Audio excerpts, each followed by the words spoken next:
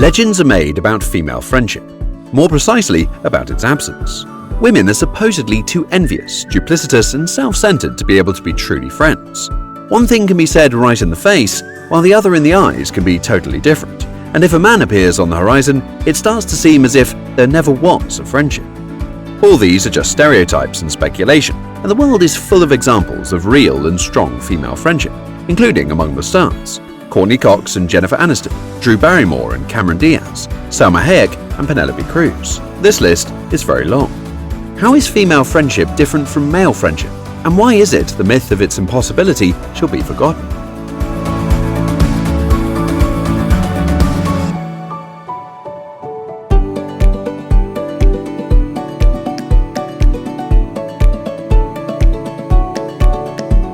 It is not surprising that few people believe in female friendship.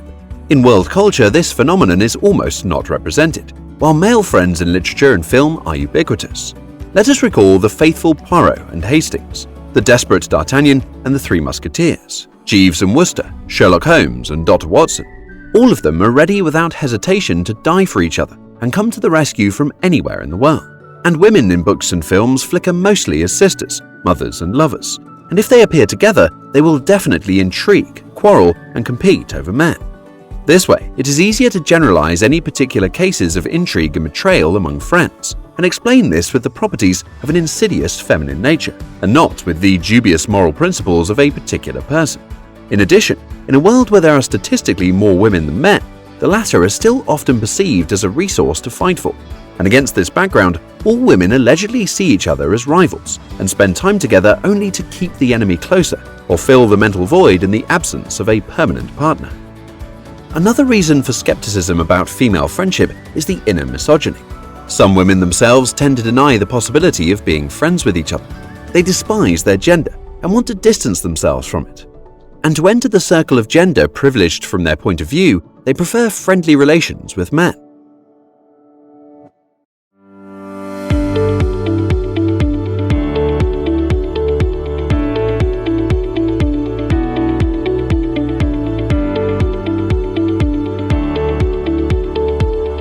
Sincere and strong female friendship, perhaps for the first time, appeared in popular culture only at the end of the 20th century.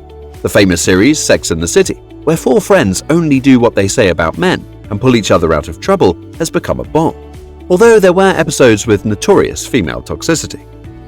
For example, when Charlotte, having the opportunity, did not offer Carrie financial assistance, and she in turn condemned Samantha's sexual emancipation.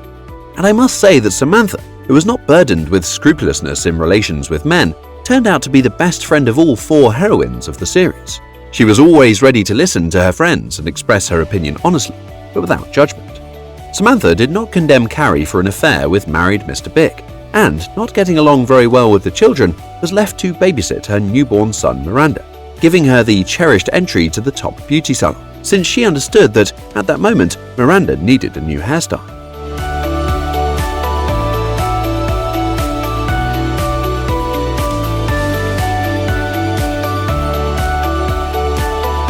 "20 years have passed since the filming of the first season of Sex and the City. A new trending series about female friendship has been released. This time, not comedic at all, but dramatic, almost detective, and very relevant, in which the themes of domestic violence, codependent relationships, female solidarity, and friendship intersected. We're talking about Big Little Lies, which invited the most famous Hollywood stars, including Nicole Kidman, Reese Witherspoon, and Meryl Streep. Appearing in the wake of the heyday of the new ethics and #MeToo movement, the movie became the Hollywood manifesto of neo-feminism and deeply revealed the topic of friendship among women and mutual assistance within the female community. Of course, female friendships are different from male friendships. This is due to the different psychology of the sexes and the circumstances in which friendly ties were historically formed. Since ancient times, men have been united for hunting, war, or building a home. In other words, to jointly solve pressing everyday issues. Therefore, the main purpose of friendship for them is practical benefit, joint search for the right solution, and a common cause. Psychological support is also, of course, important, but it is not in the first place. In turn, female friendship was formed differently. While the men hunted, the women were left to maintain the fire, prepare food, and look after the children. Accordingly, there were more conversations, communication, and emotions in their relationship. For women, the first place is to discuss the problem and speak out. And if you manage to find a solution in an interview with your friend, it will be a wonderful bonus.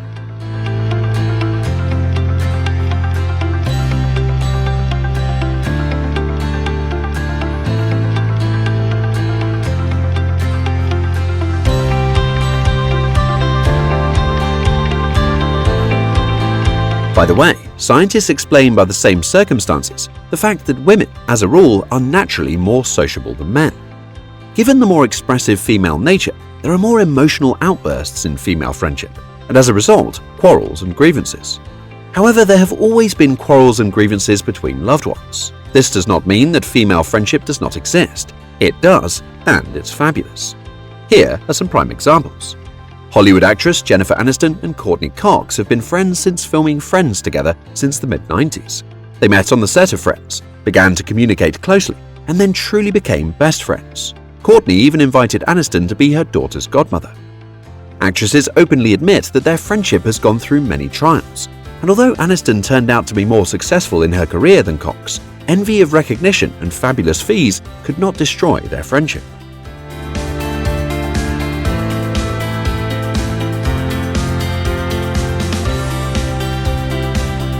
There is an opinion that the strongest friendly attachment is formed at a young age, when souls are still clean and immediate.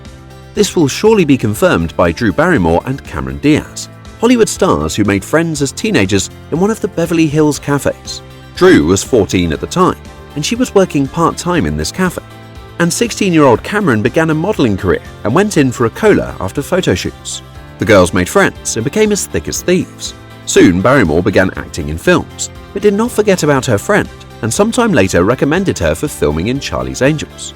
The actresses are friends to this day, and often post joint photos on Instagram. Nicole Kidman and Naomi Watts also became friends in their youth, when both lived in Australia. They studied at the same school, and then they went to castings and auditions together, and played in the theatre. Then Kidman left to conquer Hollywood. A little later, Naomi did the same, and also achieved success. It was she who supported Kidman during the difficult period of divorce from Tom Cruise. The stars remain best friends until now and are sure that they have never quarreled in their lives, although they often auditioned for the same roles. Models Naomi Campbell, Linda Evangelista, and Christy Tarlington have a generally friendly triad 30 years long. And once, when Campbell, known for her cool disposition, was not invited to participate in the show of Dolce & Gabbana, Evangelista and Tarlington also refused to go to the podium, although their candidacies had already been approved. The organizers of the show had to take the whole trinity.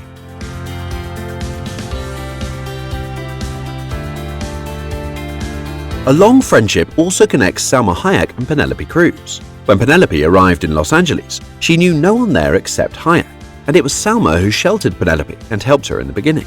Now the actresses have both achieved success, are friends with families, and go on vacation together. They even survived the mortal danger shoulder to shoulder when, during the filming of the film Bandits, they almost got into a plane crash. Cruz later laughed off that the only consolation in this situation for her was that a best friend was next to her. In the pop scene, despite the huge competition, there is also a place for real friendship. For example, singers Taylor Swift and Selena Gomez have been friends for more than 10 years. We had a lot to talk about. So it's amazing. She's like my sister. We've been in each other's lives for so much and for so long that it's like amazing when we're both in the same place to get to catch up. It was such a strong friendship that they made the same tattoos in honor of each other. Their friendship even passed the test of the Kardashian family. In 2019, Selena Gomez posted a photo in the linen of the Skims brand. This brand belongs to Kim Kardashian, with whom Taylor Swift is in a protracted conflict. However, Gomez and Swift's friendship was not destroyed. Selena soon posted a joint photo with Taylor and signed it with the following words: "I would die for her. Thank you for always being on my side. I will always be on your side." True female friendship beyond doubt does exist. There is enough confirmation of this, and those who still doubt this just have not yet happened to meet their true friend. We sincerely hope that you find such a friend.